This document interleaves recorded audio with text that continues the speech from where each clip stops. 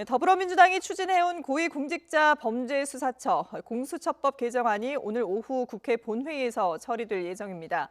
어제 국민의힘의 무제한 토론에 표결이 하루 미뤄진 건데요. 국민의힘은 국정원법 개정안 등 오늘 본회의에 상정되는 법안들에도 무제한 토론을 진행하겠다고 밝혔지만 법안 처리를 아예 막지는 못할 전망입니다. 국회 나가 있는 취재기자 연결돼 있습니다. 송재인 기자. 네, 국회입니다. 예.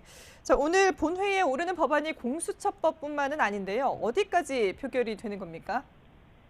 네, 새 임시국회 회기 첫날인 오늘 본회의에는 지난 정기국회에서 처리되지 못했던 법안들이 올라갑니다. 핵심은 무엇보다 고위공직자 범죄수사처 공수처법 개정안인데요. 정기국회 내내 여야가 갈등했던 공수처법이 결국 오늘 국회 본회의 문턱을 넘을 예정입니다.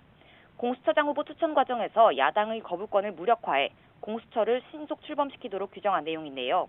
국민의힘은 어제 법안 처리에 반발하며 최후의 수단인 무제한 토론, 필리버스터까지 동원했습니다.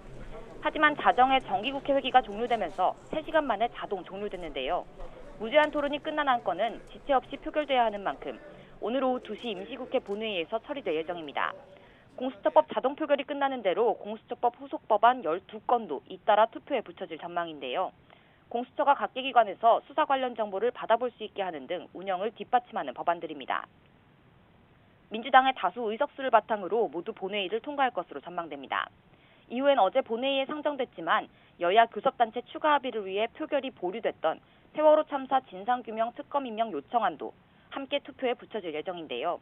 지난 9월 사회적 참사 특별조사위원회가 세월호 참사 당시 선체 내부를 촬영한 CCTV 영상이 조작됐다며 국회에 특검을 요청한 건입니다. 이 역시 국민의힘은 처리에 반발하고 있지만 제적의원의 과반, 그러니까 150명만 찬성하면 의결되기 때문에 본회의 관문을 통과할 것으로 보입니다. 네, 공수처법부터 세월호 참사 특검 임명안까지 처리된다는 건데 다른 법안도 오늘 본회의에 상정되지 않습니까? 네, 그렇습니다. 국정원법 개정안도 오늘 본회의에 상정은 되지만 표결은 내일에야 진행될 것으로 보입니다.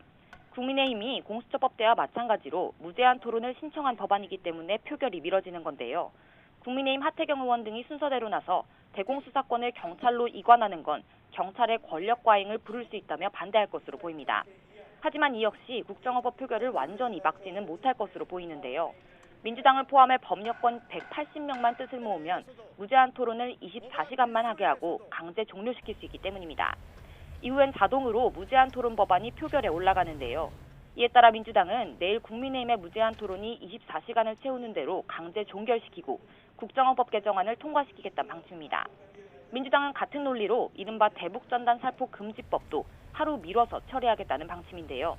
국민의힘의 무제한 토론이 내일부터 모레까지 24시간만 진행되게 강제 종료시키고 이후엔 곧장 표결에 붙여 통과시키겠다는 계획입니다.